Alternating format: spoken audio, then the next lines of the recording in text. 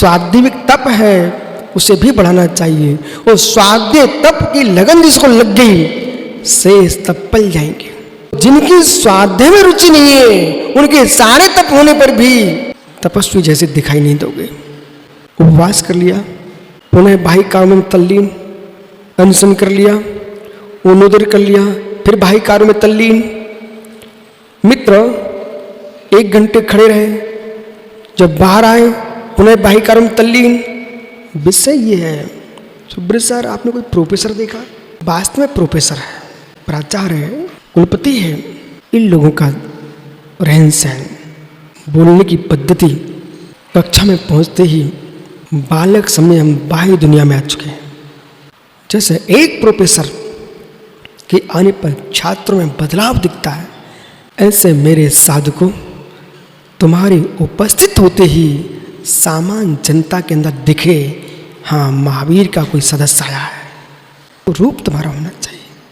जिस गली से आप निकले उस गली में लोग तुम्हें देखने खड़े हो जाए।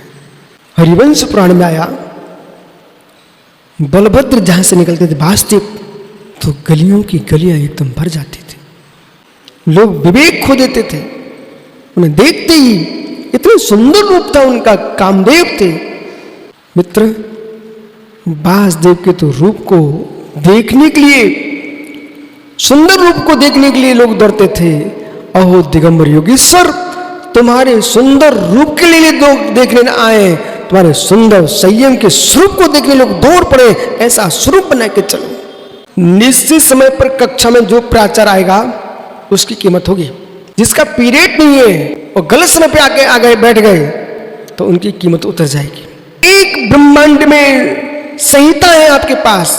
ललितपुर में एक मुनिराज अकेले निकल गए। सुब्रत सागर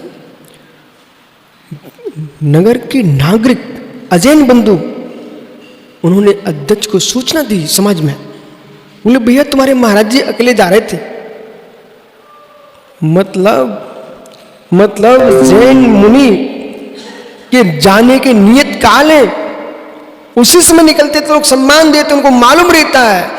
या तो जैन मुनि आहारचर्या को निकलते हैं, निहार को निकलते हैं, देव वंदना को निकलते हैं, या विहार करे तो निकलते हैं। मेरे मित्र शेष काल में अपने स्थान पर रहते हैं। जैसे सुशीला नारी शीलवंती बहू अपनी देहरी के बाहर नहीं जाती है तो कुल के शान बनती है, ऐसे बीतरागी दिगंबर मुनि बार बार गलियों में नहीं घूमता है, अपने स्थान पर रहता है।